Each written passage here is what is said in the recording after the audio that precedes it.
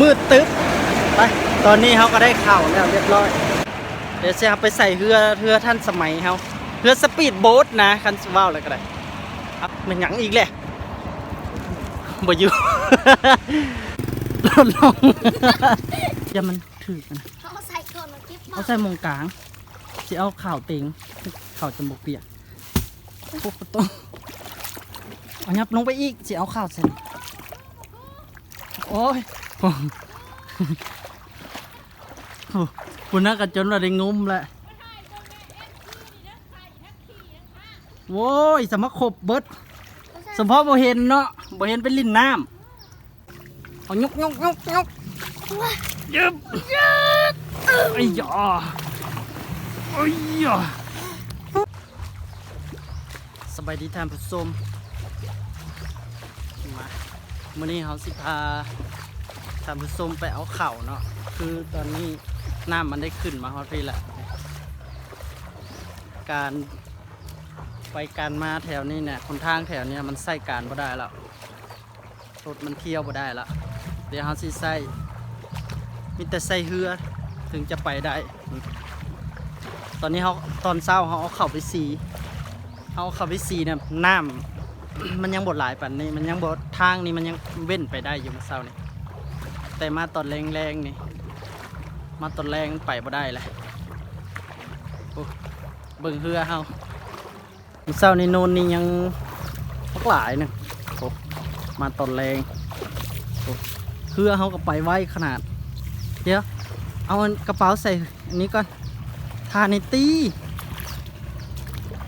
ปอรถทั้งหน้านะมึงอ๋อเขามาแก่เอาเข่าเอาเมื่ออะไรผมหน้ามันมาแห้งอีกขึ้นทั้งเทิงเด้อเพื่อเฮาเพื่อรุ่นใหม่มาทั้งพี่ตี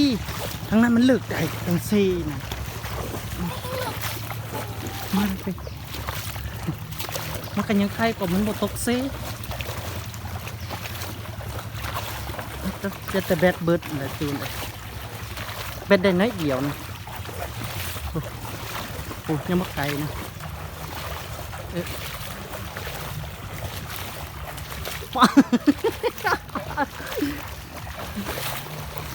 เพื่อเขาโคตรหมอนเลยเพื่อสมัยใหม่อ๋อมาหอนมงเลยนะครับโคตรเฮงแต่ว่าฮัสซิลล์เข้มไป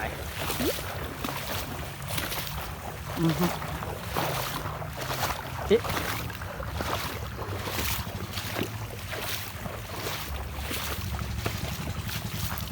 อ๋อเสียงรถแน่นอับเอาครับโนนนี่สลิปแหละเอ้าเพื่อคาโนนนะแป๊กไปเขาจะพูดเกิดหรือเปล่าพูดเกิมเลยมันผมอันนั้นปัญญามาทางเทิงอย่ามันเจือกลงซี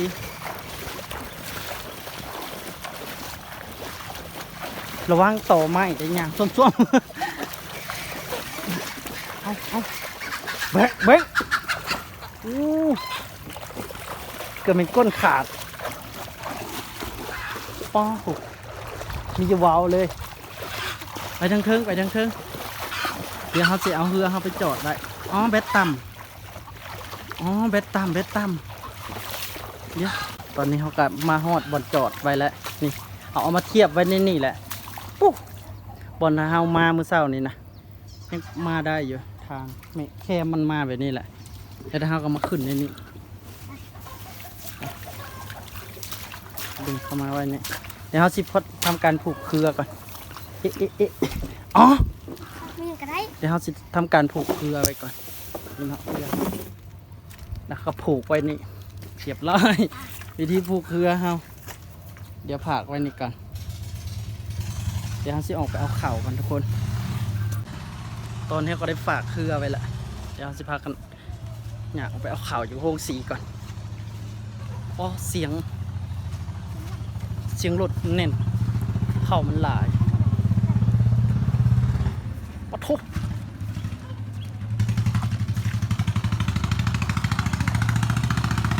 ไปพลังเกินร้อยขนาด ซีก็เรื่องเถื่อมันแล้วนี่ครับเขาไปปานคันคลองบ่ไปทุกคนเดี๋ยวเจอกันอยู่โฮงสี มืดตึ๊บไปตอนนี้เขาก็ได้ข่าวแล้วเรียบร้อยได้บอกทำนะสี่เรียบร้อยแล้วสิไปต่อนี่เนาะเขาก็ได้มาเรียบร้อยแล้วเดี๋ยวเขาจะไปใส่อันนะเฮา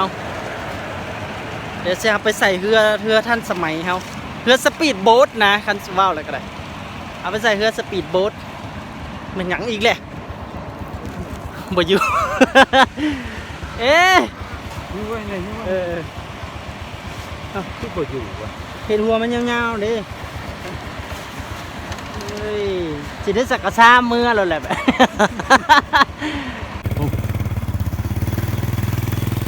อันนี้ก็สองสอบอ๋อระวังมันเงียงอันนั้นนะห้ามได้ตัวนั้นนะโบเมนข่าวติตุ้ยอันนี้แบกนะติตุ้ยอันนี้ยัง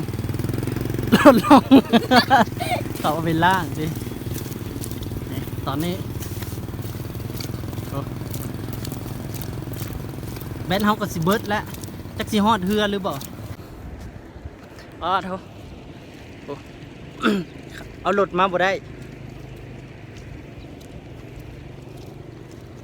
มันจะเกิดนะด็อกเตอร์มีหลุดมาบ่วะเดี๋ยวได้สิฮอดแล้ว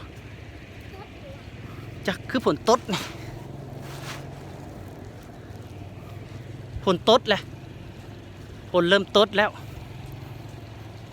นี่เนาะสิฮอดเฮือเขาแล้วเดี๋ยวก็สิเบิร์ดแหละ มองนี่นะปลาป่าเลยเอายับลงในเดือเฮือน่ะแล้วจังเอานะใส่คนน่ะสิฮอดเฮือเท่าเลยอย่ามันถือก้อนหินอย่ามันลุก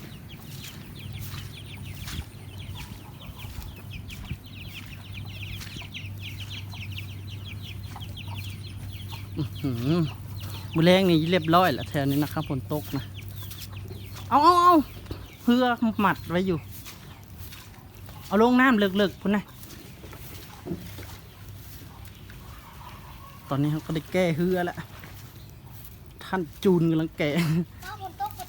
เอาย้ำลงไปน้ำลึกๆอย่ามันถือนะ เขาใส่ก่อนมากิ๊บ เอาใส่มงกลางจะเอาข่าวเต็งข่าวจมูกเปียกพวกประตูเอายับลงไปอีกจะเอาข่าวเสร็จโอ้ยคุณน่ากันจนเราได้งุ้มแหละ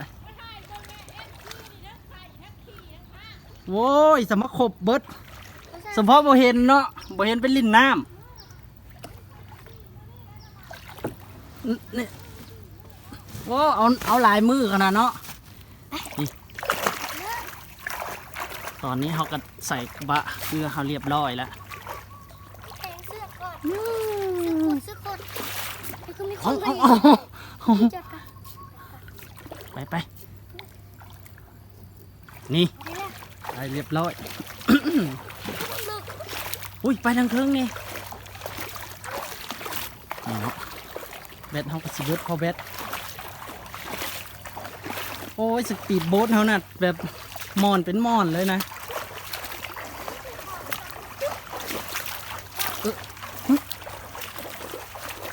ไปได้สบายเอาไปหาเก็บที่นี่แหละ สิเขาเอาทำมานำคิดเงินนำบ่ได้ซีวียังเลยเอ้า ไปก่อน เดี๋ยวเอาขึ้นก่อนเดี๋ยวมัน อย่าเพิ่งควัก ยันข้าวเปียกครับพี่ฮันดีแมงอีหลีไปมันมีขีดโจมตี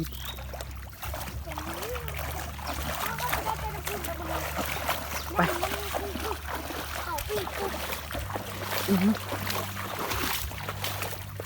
ไฟแหละมันกลืนกินน้ำมันบ่อิ่มปานนี้บอกโอ้ยคนหน้าขนาดตึงขนาดนะผมเจ้าขนาดนะคนได้เฮือมอนนะโอ้ ทั้งนี้มันต่ำมันเข่าไปเลยน้ำนะดูอันนี้มันตัวนี้มันเป็นโพนติเก่าตัวนี้มันก็เลยน้ำเต็ม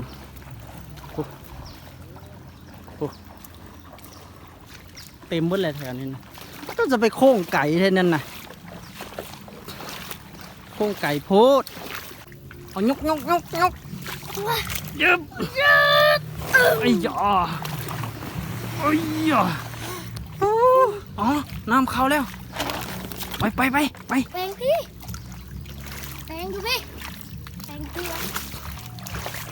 อันนี้ ไป